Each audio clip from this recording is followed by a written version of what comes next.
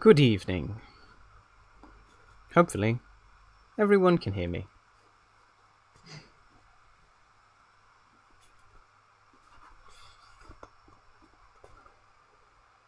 Welcome back once again to another Unsettling Tales Vampire Marathon, where I attempt to read my way through the mighty tome that is The Giant Book of Vampires, published 1992.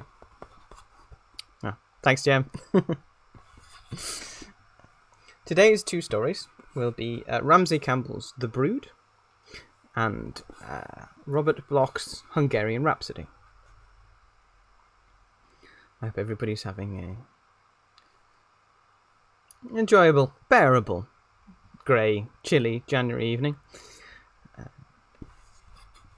And I shall begin. Ramsey Campbell is arguably Britain's most respected living horror writer. He was recently named the Horror Writer's Horror Writer by the Observer magazine, and in 1991 saw a clutch of awards headed his way, including his 3rd World Fantasy Award and 6th British Fantasy Award for co-editing the Best New Horror Series, and a 7th British Fantasy Award for his novel Midnight Sun. On the book front, his latest novel, The Count of 11, and a new collection, Waking Nightmares, both appeared towards the end of 1991. The pseudonymous Knight of the Claw will be reissued on both sides of the Atlantic under his own byline, and Arkham House will be publishing a 30-year retrospective collection of short stories, illustrated by J.K. Potter, probably titled Alone with the Horrors. He is currently at work on a new supernatural novel, The Long Lost. Although The Brood uses all the traditional trappings of vampire fiction, it remains firmly rooted in Campbell's unique worldview of mental and urban disintegration. Now, unlike the previous few streams, I actually bothered to read this one in advance, so I could put content warnings in the chat. That for our little friend Dracubot there can produce content warnings when people need them. But the content warnings for for the stream for both these stories are Disablism and mental health, dementia, animal neglect / harm to animals, decay and rot, blood, death, dying, injury, insect and spiders, mentions of sex work, then in Hungarian Rhapsody, voyeurism, whorephobia, 1950s typical misogyny, death, dying, and a mention of sexual assault.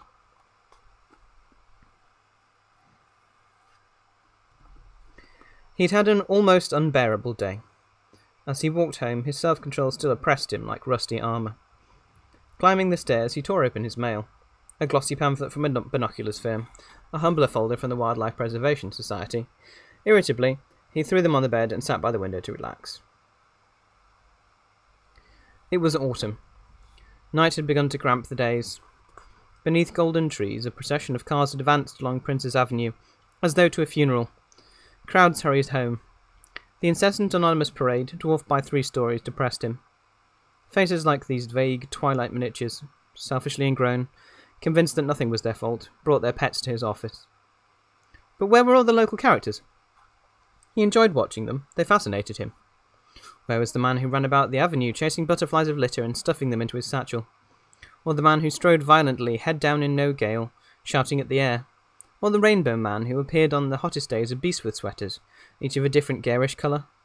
Black Band hadn't seen any of these people for weeks. The crowds thinned. Cars straggled. Groups of street lamps lit tinting leaves sodium, unnaturally gold. Often that lighting had meant, why, there she was, emerging from a side street almost on cue.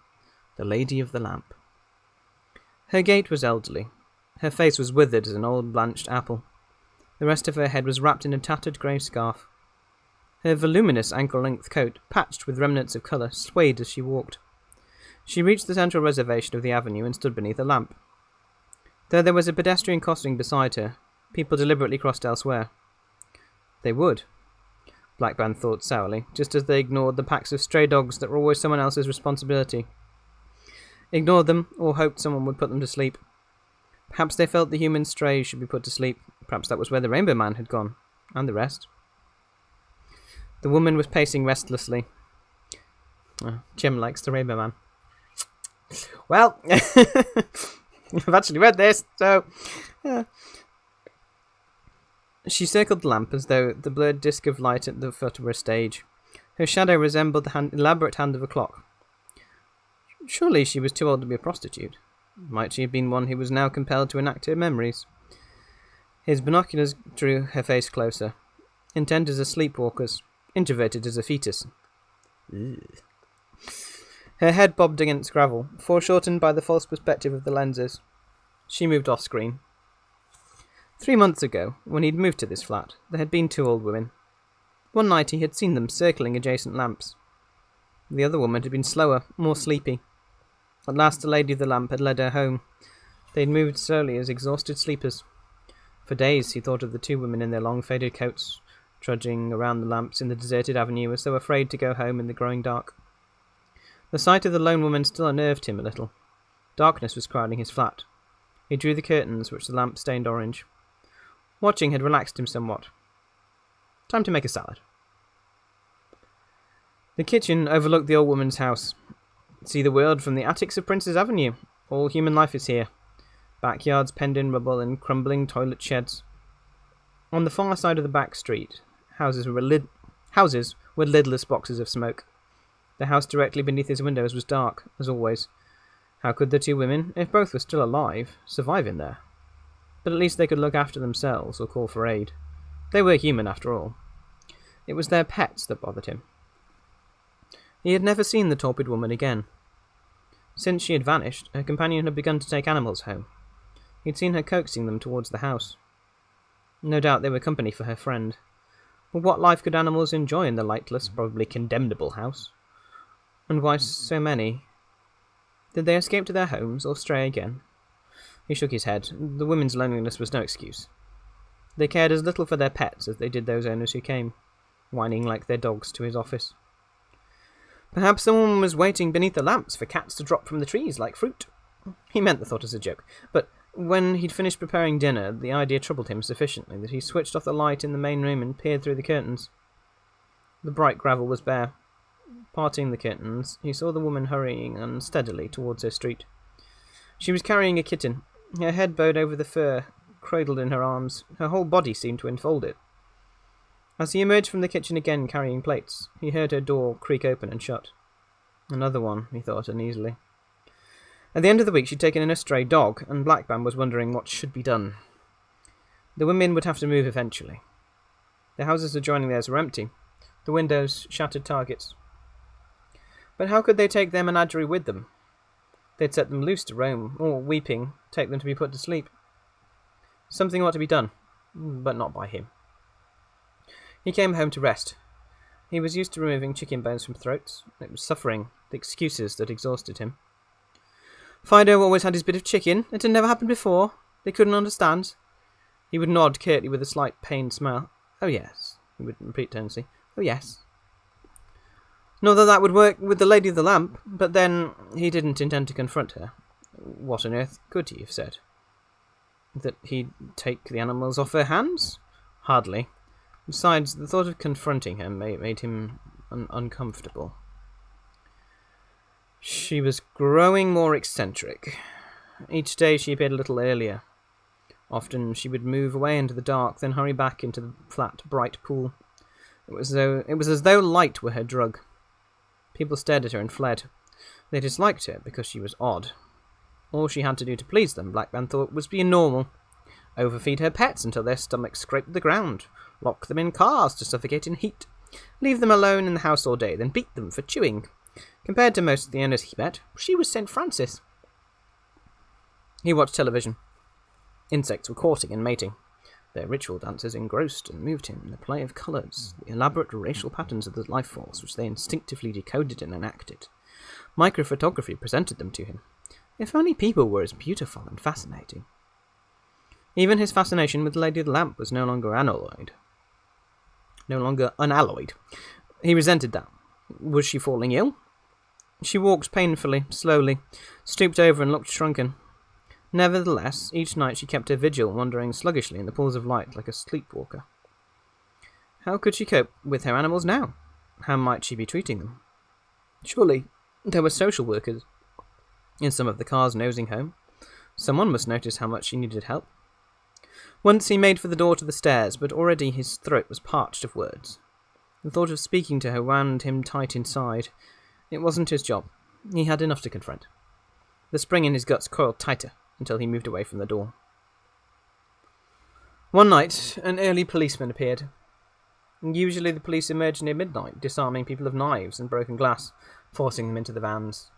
Black Wand watched eagerly. Surely the man must escort her home? See what the house hid? Black Band glanced back to the splash of light beneath the lamp. It was deserted. How could she have moved so fast? He stared, baffled. A dim shape lurked at the corner of his eyes. Glancing nervously, he saw the woman standing on the bright disc several lamps away, considerably farther from the policeman than he'd thought. Why should he have been so mistaken? Before he could ponder, sound distracted him. A loud fluttering, as though a bird were trapped and frantic in the kitchen. But the room was empty. Any bird must have escaped through the open window. Was that a flicker of movement below in the dark house? Perhaps the bird had flown in there. The policeman had moved on. The woman was trudging her island of light, her coat's hem dragged over the gravel. For a while, Black Band watched, musing uneasily, trying to think what the fluttering had resembled more than the sound of a bird's wing. Perhaps that was why, in the early hours, he saw a man stumbling through the derelict back streets. Jagged hurdles of rubble blocked the way. The man clambered, panting dryly, gulping dust as well as breath. He seemed only exhausted and uneasy, but Black Band could see what was pursuing him. A great, wide, shadow-coloured stain, creeping vaguely over the rooftops. The stain was alive, for its face mouthed, though at first, from its colour and texture, he thought the head was the moon. Its eyes gleamed hungrily. As the fluttering made the man turn and scream, the face sailed down on its stain towards him. Next day was unusually trying. A dog with a broken leg and a suffering owner. "Oh, you'll hurt his leg. Can't you be more gentle? Oh, come here, baby. What did the nasty man do to you? A senile cat and its protector." A senile cat and its protector? Isn't the usual vet here today? He never used to do that. Are you sure you know what you're doing? But later, as he watched the woman's obsessive trudging, the dream of the stain returned to him. Suddenly he realised he had never seen her during daylight. So that was it, he thought, sniggering. She'd been a vampire all the time. A difficult job to keep when you hadn't a tooth in your head. He reeled in her face with the focusing screw. Yes, she was toothless. Perhaps she used false fangs, or sucked through her gums. He couldn't sustain his joke for long. Her face peered out of the frame of her grey scarf as though from a web. As she circled, she was muttering incessantly. Her tongue worked as though her mouth were too small for it. Her eyes were fixed as the heads of grey nails impaling her skull. He laid the binoculars aside and was glad that she'd become more distant. But even the sight of her trudging in miniature troubled him. In her eyes, he had seen that she didn't want to do what she was doing. She was crossing the roadway, advancing towards his gate. For a moment, unreasonably, and with a sour uprush of dread, he was sure she intended to come in. But she was staring at the hedge. Her hands fluttered, warding off a fear. Her eyes and her mouth were stretched wide. She stood quivering, and then she stumbled towards the street, almost running. He made himself go down.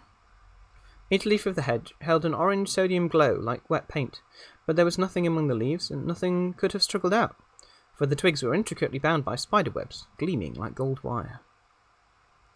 The next day was Sunday. He rode a train beneath the Mersey and went tramping the Wirral Way, nature trail. Red-faced men and women who had paralysed their hair with spray stared as though he'd invaded their garden. A few butterflies perched on flowers, their wings settled together delicately. Then they flickered away above the banks of the abandoned railway cutting. They were too quick for him to enjoy, even with binoculars. He kept remembering how near death their species were. His moping had slowed him. He felt barred from his surroundings by his inability to confront the old woman. He couldn't speak to her. There were no words he could use, but meanwhile her animals might be suffering. He dreaded going home to another night of helpless watching. Could he look into the house while she was wandering? She might leave the door unlocked. At some time he had become intuitively sure that her companion was dead. Twilight gained on him, urging him back to Liverpool. He gazed nervously down at the lamps. Anything was preferable to his impotence. But his feelings had trapped him into committing himself before he was ready. Could he really go down when she emerged? Suppose the other one was still alive and screamed.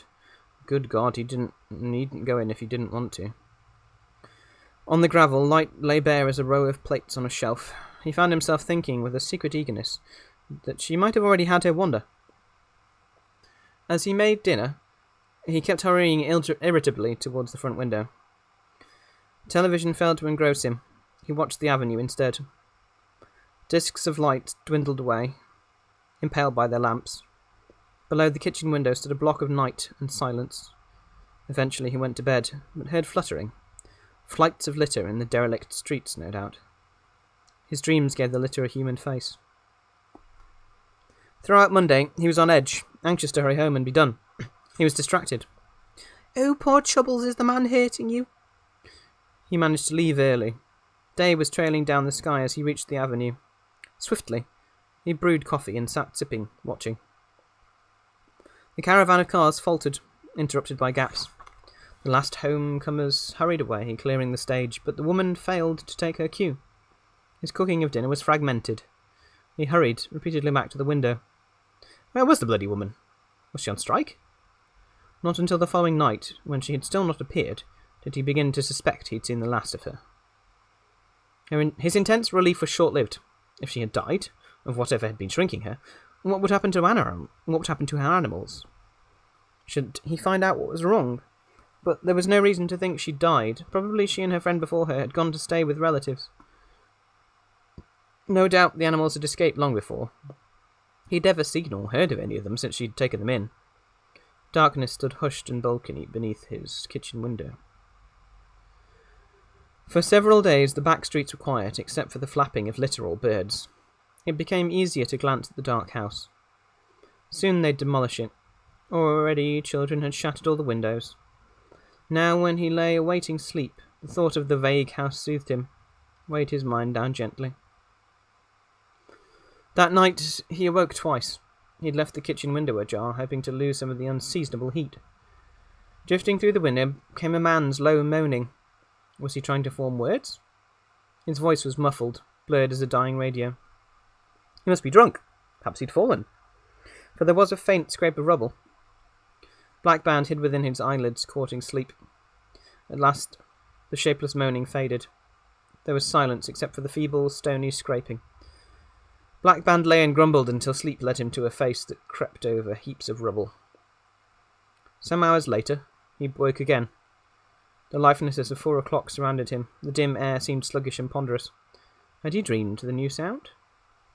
It returned and made him flinch, a chorus of thin, piteous wailing reaching weakly upward toward the kitchen. It's fine. It's absolutely fine. For a moment on the edge of dream, it sounded like babies. Yeah. How could babies be crying in an abandoned house? The voices were too thin. They were kittens. He lay in the heavy dark, hemmed in by shapes that the night deformed. He willed the sounds to cease, and eventually they did. When he awoke again, belatedly, he had time only to hurry to work. In the evening, the house was silent as a draped cage. Someone must have rescued the kittens. But in the early hours, the crying woke him, fretful, bewildered, famished. He couldn't go down now, and he had no light. The crying was muffled as though beneath stone. Again, it kept him awake. Again, he was late for work. His loss of sleep nagged him. His smile sagged impatiently. His nods were contemptuous twitches. Yes, he agreed with a woman who said she'd been careless to slam her dog's paw in a door, and when she raised her eyebrows haughtily. Yes, I can see to that. He could see her deciding to find another vet. Let her. Let someone else suffer her. He had problems of his own. He borrowed the office flashlight. Office flashlight? The office flashlight? Do not put... Dr. Lee's advice, do not put flashlights in your orifices. Unless you're into that. To placate his anxiety. Surely he wouldn't need to enter the house. Surely someone else. He walked home, towards the darker sky. Night thickened like soot on the buildings. He prepared dinner quite quickly. No need to dawdle in the kitchen. No point in staring down. He was hurrying. He dropped a spoon, which reverberated shrilly in his mind, nerve-wracking. Slow down, slow down. A breeze piped incessantly outside in the rubble. No, not a breeze. When he made himself raise the sash, he heard the crying, thin as wind in crevices. Oh dear. It seemed weaker now, dismal and desperate, intolerable. Could nobody else hear it? Did nobody care? He gripped the windowsill. A breeze tried feebly to tug at his fingers. Suddenly, compelled by vague anger, he grabbed the flashlight and trudged reluctantly downstairs. A pigeon hobbled on the avenue, dangling the stump of one leg, twitching clogged wings. Cars brisked by. The back street was scattered with debris, as though a herd had moved on, leaving its refuse to manure the paving stones. His flashlight groped over the heaped pavement, trying to determine which house had been troubling him. Only by standing back to align his own window with the house could he decide, and even then he was unsure. How could the old woman have clambered over the jagged pile that blocked the doorway? The front door sprawled, splintered in the hall, on a heap of the fallen ceiling amid peelings of wallpaper. He must be mistaken. But as his flashlight dodged about the hall, picking up debris, then letting it drop back into the dark, he heard the crying, faint and muffled. It was somewhere within. He ventured forward, treading carefully. He had to drag the door into the street before he could proceed. Beyond the door, the floorboards were cobbled with rubble. Plaster swayed about him, glistening. His light wobbled ahead of him, then led him towards a gaping doorway on the right. The light spread into the room, dimming. A door lay on its back. Boards poked like exposed ribs through the plaster of the ceiling. Torn paper dangled. There was no carton full of starving kittens. In fact, the room was bare. Moist stains engulfed the walls. Moist. He groped along the hall to the kitchens. The stove was fat with grime.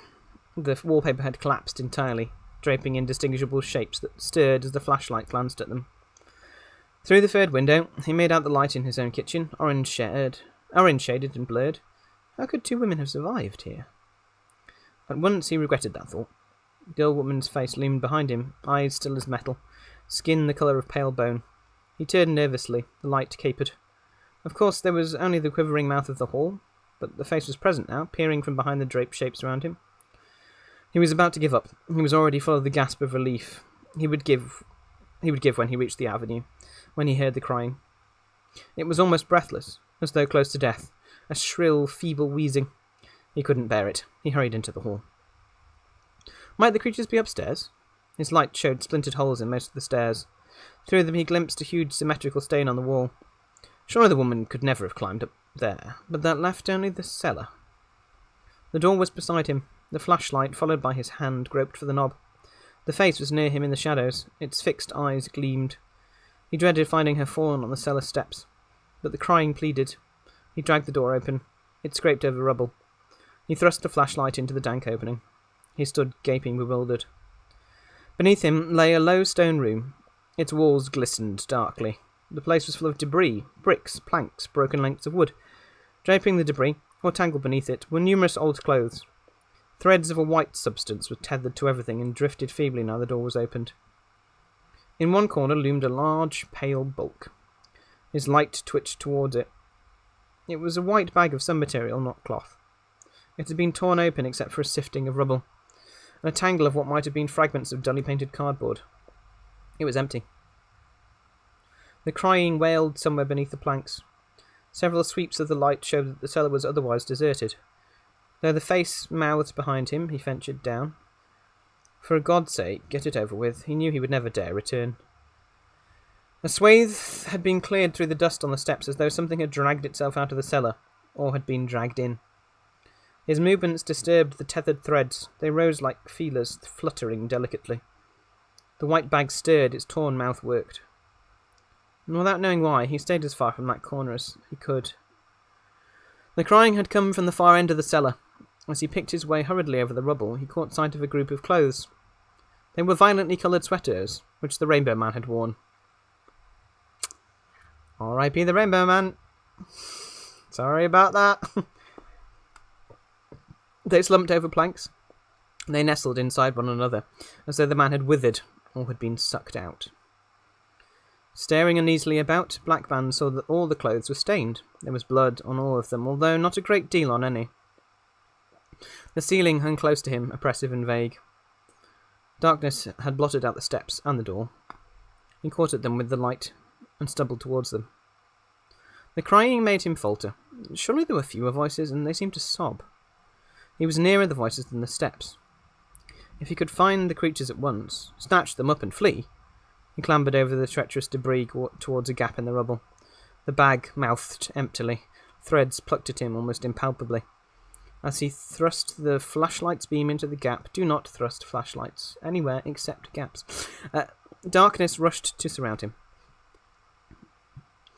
Beneath the debris, a pit had been dug. Parts of its earth walls had collapsed, but protruding from the fallen soil, he could see bones. They looked too large for an animal's. In the centre of the pit, sprinkled with earth, lay a cat. Little of it remained, except for its skin and bones. Its skin was covered in deep pock marks, but its eyes seemed to move feebly. Appalled, he stooped. He had no idea what to do. He never knew, for the walls of the pit were shifting. Soil trickled, scattering, as a face the size of his fist emerged. There were several. Their limbless mouths, their sharp tongues flickered out towards the cat. As he fled, they began wailing dreadfully. He chased the light towards the steps. He fell, cutting his knees. He thought the face with its gleaming eyes would meet him in the hall. He ran from the cellar, flailing his flashlight at the air. As he stumbled down the street, he could still see the faces that had crawled from the soil, rudimentary beneath translucent skin, but beginning to be human. He leaned against his gatepost in the lamplight, retching. Images and memories tumbled disordered through his mind.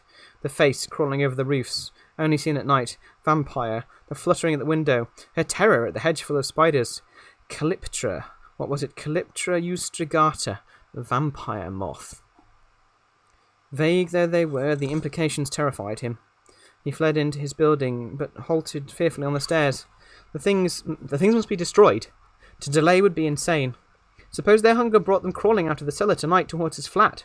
Absurd though it must be, he couldn't forget that they might have seen his face. He stood, giggling, dismayed. Whom did you call in these circumstances? The police? An exterminator? Nothing would relieve his horror until he saw the brood destroyed, and the only way to see that was to do the job himself.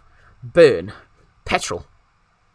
He dawdled on the stairs, thinking, delaying. He knew none of the other tenants from which to borrow the fuel. He ran to the nearby garage. Have you got any petrol? The man glared at him, suspecting a joke. You'd be surprised. How much do you want? How much indeed? He restrained his giggling. Perhaps he should ask the man's advice. Excuse me, how much petrol do you need for? A gallon, he stammered. As soon as he reached the back street, he switched on his flashlight. Crowds of rubble lined the pavements. Far above the dark house, he saw his orange light. He stepped over the debris into the hall. The swaying light brought the face forward to meet him. Of course the hall was empty. He forced himself forward. Plucked by the flashlight, the cellar door flapped soundlessly. Couldn't he just set fire to the house? But that might leave the brood untouched. Don't think. Go down quickly. Above the stairs, the stain loomed. In the cellar, nothing had changed. The bag gaped. The clothes lay emptied. Struggling to unscrew the cap of the petrol can, he almost dropped the flashlight. He kicked wood into the pit and began to pour the petrol. At once he heard the wailing beneath him. Shut up! He screamed to drown out the sound. Shut up! Shut up! The can took its time in gulping itself empty. The petrol seemed thick as oil. He hurled the can clattering away, and ran to the steps. He fumbled with matches, gripping the flashlight between his knees. As he threw them, the lit matches went out. Not until he ventured back to the pit, clutching a ball of paper from his pocket, did he succeed in making a flame that reached his goal. There was a whoof of fire, and a chorus of interminable, feeble shrieking. As he clambered, sickened towards the hall, he heard a fluttering above him. Wallpaper stirring in the wind. It sounded moist. But there was no wind, for the air clung clammily to him.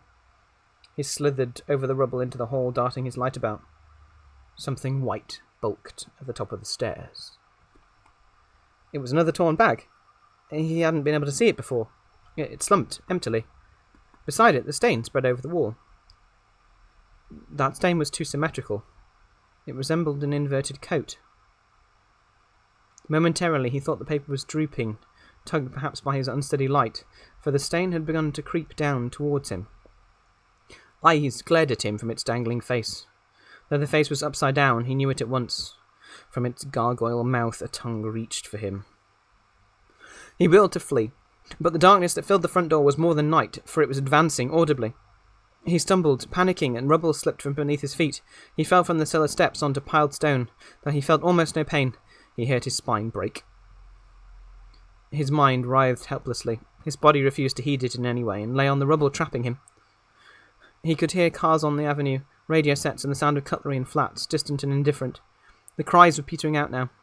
He tried to scream, but only his eyes could move. As they struggled, he glimpsed through a slit in the wall the orange light in his kitchen.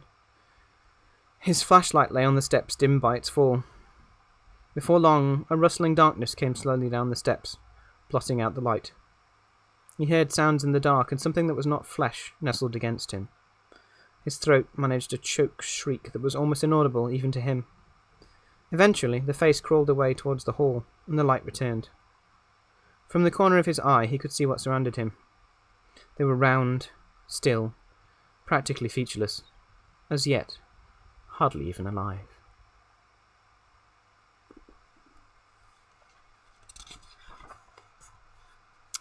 This is what happens when vets, who should not be doing ghost busting, as you rightly point out, try ghost busting. Right, that was The Brood. The next story will be Robert Bloch's Hungarian Rhapsody. However, that has been about half an hour, so I will take a break before I do the second story. Do a stretch, take a break, hydrate, which I will do, and I will be back shortly.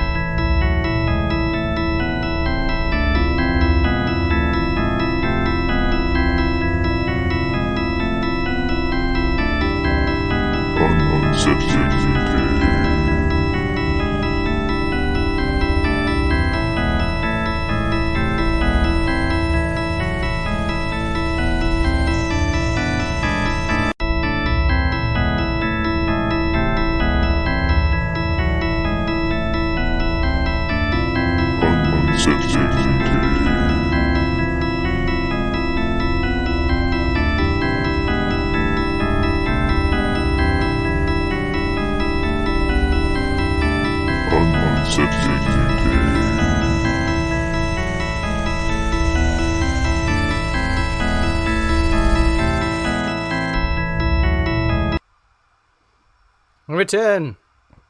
Duly hydrated.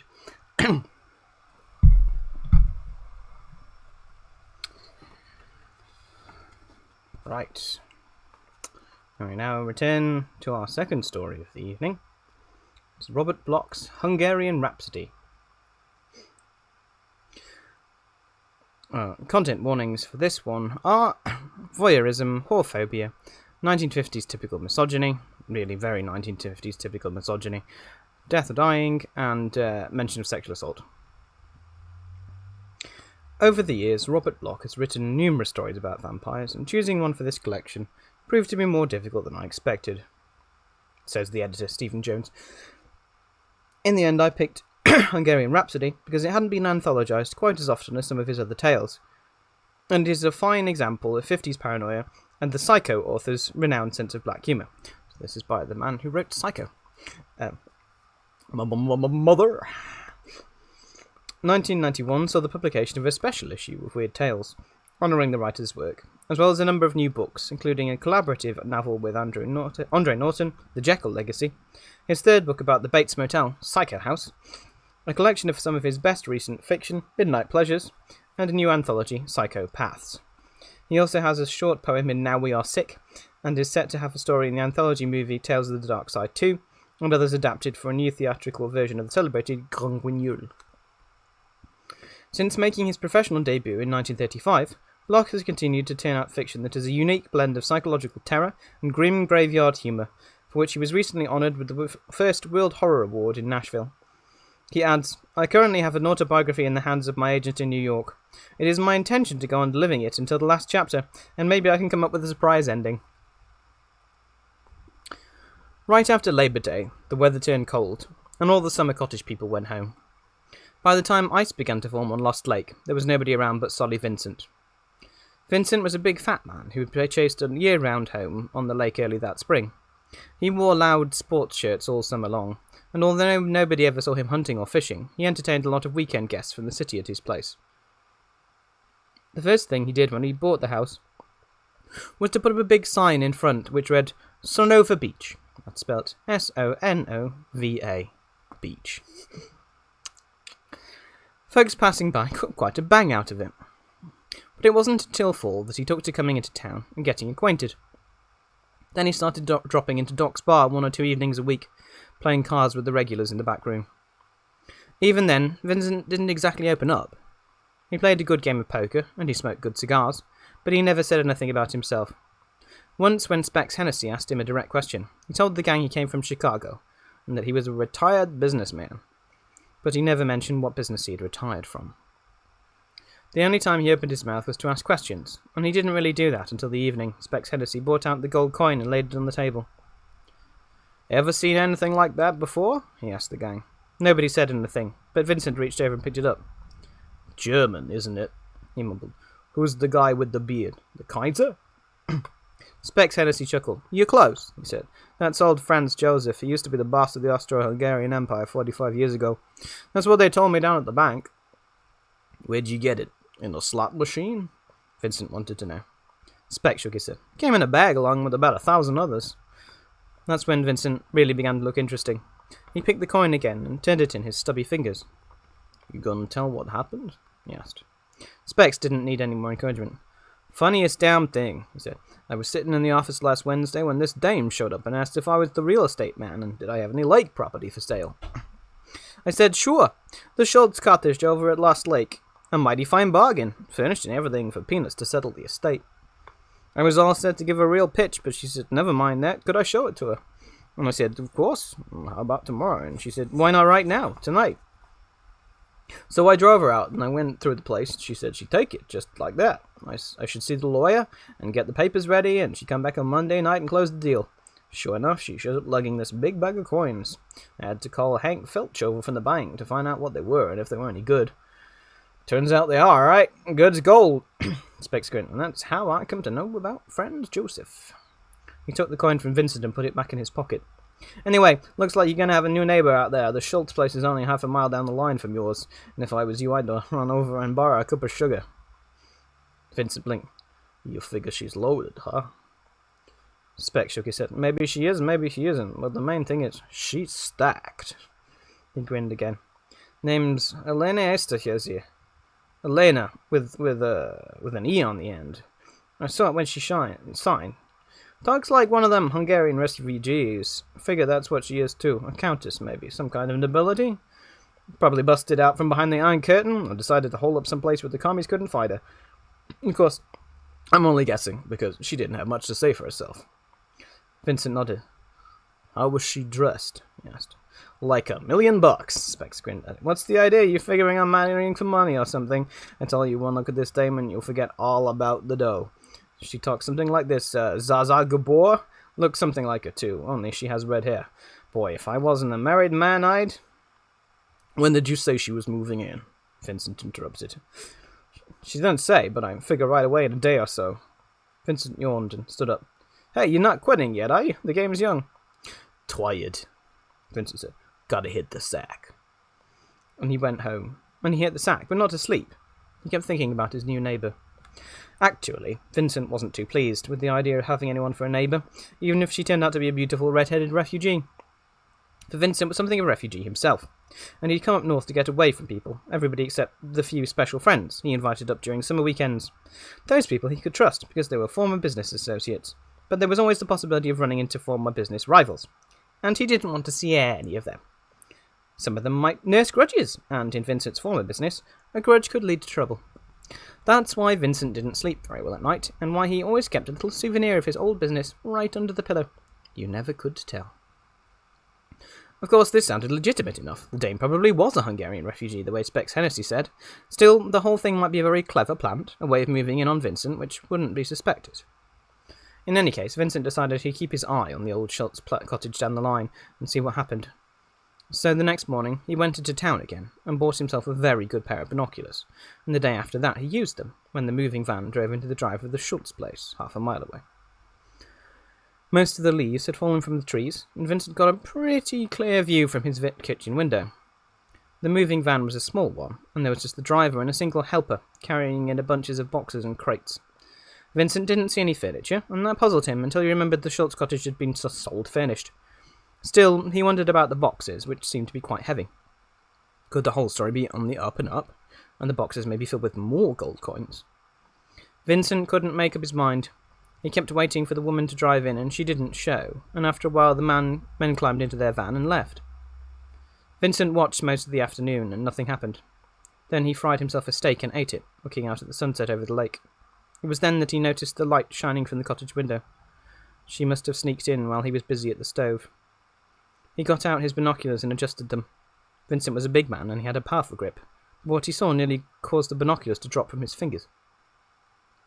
The curtain was up in her bedroom, and the woman was lying on the bed. She was naked, except for a covering of gold coins. Vincent steadied himself and propped both hands upon the sill as he squinted through with the binoculars. There was no mistake about it. He saw a naked woman, wallowing in a bed strewn with gold. The light reflected from the coins. It danced and dazzled across her bare body, and it radiated redly from her long auburn hair. She was pale, wide-eyed, and voluptuously lovely, and her oval face, with its high cheekbones and full lips, seemed transformed into a mask of wanton ecstasy when she caressed her nakedness with the handfuls of shimmering gold. Then Vincent knew that it wasn't a plant. She wasn't a phony. She was a genuine refugee, all right, but that wasn't important. What was important was the way the blood pounded in his temples, the way his throat tightened up until he almost choked as he stared at her, stared at all that long, lean loveliness, and the white and the red and the gold. He made himself put down the binoculars then. He made himself pull the shade. And he made himself wait until the next morning, even though he got no rest that night. But bright and early he was up, shaving close with his electric razor, dressing in the double-breasted gab that hit his paunch, using the lotion left over from summer when he used to bring the tramps up from the city. And he put on his new tie and his big smile, and he walked very quickly over to the cottage and knocked on the door. No answer. He knocked a dozen times, but nothing happened. The shades rolled down, and there wasn't a sound. Of course, he could have forced the lock. If he'd thought she was a plant, he'd have done it in a moment, because he carried the souvenir in his coat pocket, ready for action. And if he'd had any idea of just getting at the coins, he would have forced the lock too. That would be the ideal time, when she was away. Only, he wasn't worried about plants, and he didn't give a damn about the money. What he wanted was the woman. Helena Esterhazy. Classy name. Real class. A countess, maybe. A writhing redhead on a bed of golden coins. Vincent went away after a while, but all day long he sat in the window and watched. Watched and waited. She'd probably gone into town to stock up on supplies. Maybe she visited the beauty parlour too. But she ought to be back. She had to come back. And when she did. This time he missed her because he finally had to go to the bathroom, along about twilight. But when he returned to his post, he saw the light in the front room, and he didn't hesitate. Just chilling with my coins. He made the half-mile walk in about 5 minutes flat, and he was puffing a little.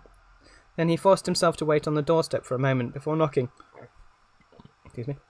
Finally his ham fist rapped, and she opened the door.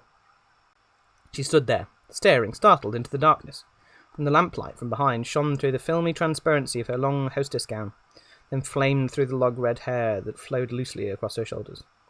"Yes," she murmured. Vincent swallowed painfully. He couldn't help it. She looked like 100 a night girl. Hell, make it 1,000 a night. Make it 1,000,000. 1,000,000 in gold coins, and her red hair like a veil. That was all he could think of, and he couldn't remember the words he'd rehearsed, the line he'd so carefully built up in advance. "My name's, Solly Vincent," he heard himself saying. "I'm your neighbour, just down the lake ways. Heard about you moving in. I thought I oughta, introduce myself." So. She stared at him, not smiling, not moving, and he got a sick hunch that she knew just what he'd been thinking. "Your name's, Esterhazy, isn't it? Tell me you're Hungarian, something like that. Well, I figured maybe you're a stranger here. Haven't got settled yet, and I'm quite satisfied here." Still, she didn't smile or move, just stared like a statue. A cold, hard, goddamn beautiful statue. "Glad to hear it, but I just meant maybe you'd like to stop in at my place, get acquainted. I got some of that Decay wine and a big record player, classic stuff. I even have that piece, that Hungarian Rhapsody thing, and..." Now what had he said? Because all at once she was laughing. Laughing with her lips, with her throat, with her whole body, laughing with everything except those ice-green eyes. Then she stopped and spoke, and her voice was ice-green too. "No, thank you," she said. "As I say, I am quite satisfied here. All I require is that I'm not disturbed." "Well, maybe some other time. Let me repeat myself. I do not wish to be disturbed. Now, or at any time. Good evening, mister." The door closed. She didn't even remember his name. The stuck-up bitch didn't even remember his name. Unless she'd pretended to forget on purpose. Just like she slammed the door in his face to put him down. Well, nobody put Solly Vincent down. Not in the old days. Not now, either. He walked back to his place, and by the time he got there, he was himself again. Not the damn fool square who'd come up to her doorstep like a brush salesman with his hat in his hand. Not the jerk who'd looked at her through the binoculars like some kid with hot pants.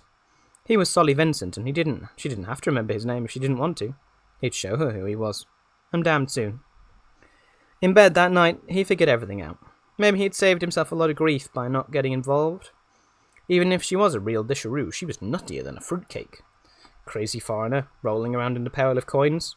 All these hunky types, these refugees, were nuts. God knows what might have happened if he got mixed up with her. He didn't need a woman anyway. A guy could always have himself a woman, particularly if he had money. Money. That was the important thing. She had money. He'd seen it. Probably those crates were full of dough.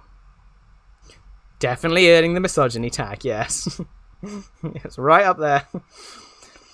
No wonder she was hiding out here. If the commies knew about her haul, they'd be right on the spot. That's the way he figured it. That's the way Specs Hennessy, the real estate man, had figured it.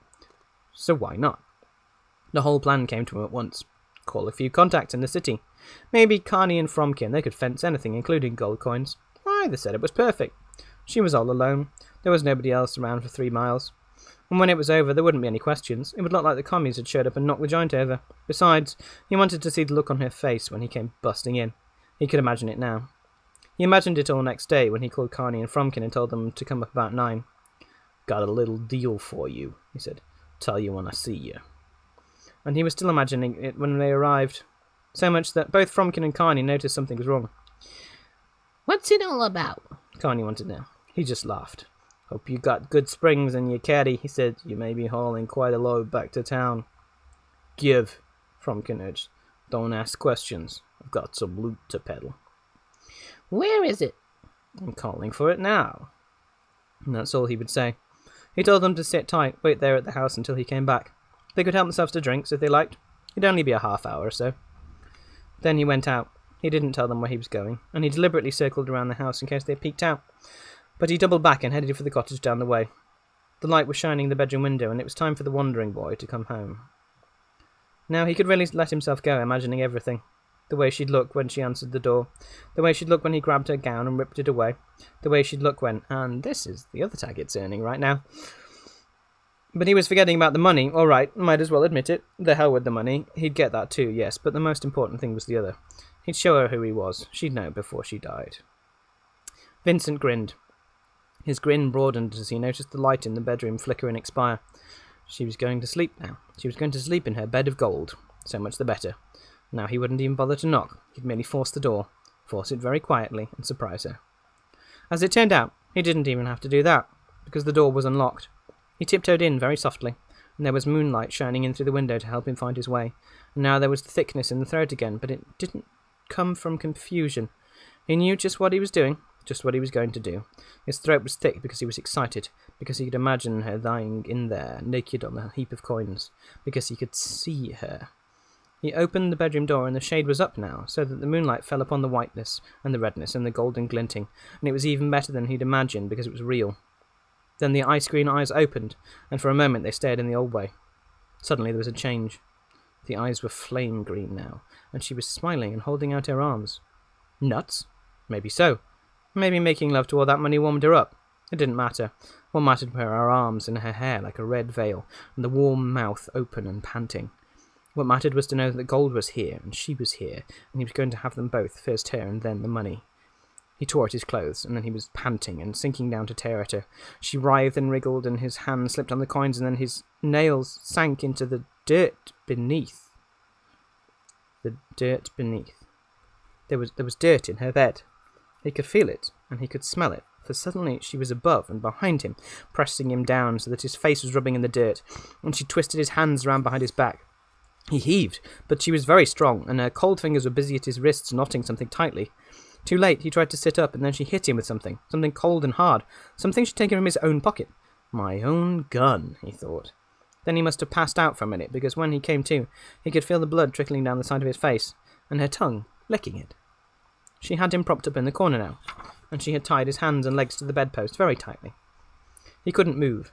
He knew because he tried. God, how he tried. The earth smell was everywhere in the room. It came from the bed, and it came from her too. She was naked, and she was licking his face, and she was laughing. You came here anyway, eh? She whispered. You had to come, is that it? Well, here you are, and here you shall stay, and I will keep you for a pet. You are big and fat. You will last a long, long time. Vincent tried to move his head away. She laughed again. It isn't what you planned, is it? I know why you came back. For the gold. The gold and the earth I brought with me to sleep upon, as I did in the old country. All day I sleep upon it, but at night I awake, and when I do, you shall be here. No one will ever find or disturb us. It is good that you are strong. It will take many nights before I finish. Vincent found his voice. No, he croaked. I never believed. You must be kidding. You're a refugee. She laughed again. Yes, I am a refugee, but not a political refugee. Then she retracted her tongue, and Vincent saw her teeth, her long white teeth, moving against the side of his neck in the moonlight. Back in the house, Carney and Fromkin got ready to climb into the Cadillac. He's not showing up, that's for sure, Carney said. We'll blow before there's any trouble. Whatever he had cooked up, the deal went sour. I knew it the minute I saw his face. He had a funny look, like he'd flipped. Yeah, Fromkin agreed. Something wrong with old Vincent already. I wonder what's biting him lately.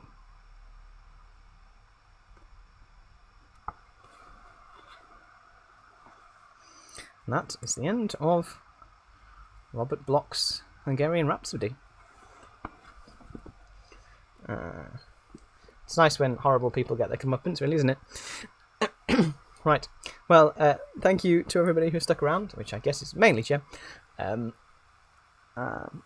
I hope you have lovely next 2 weeks. I stream these every 2 weeks when I'm not doing D&D on a Monday night.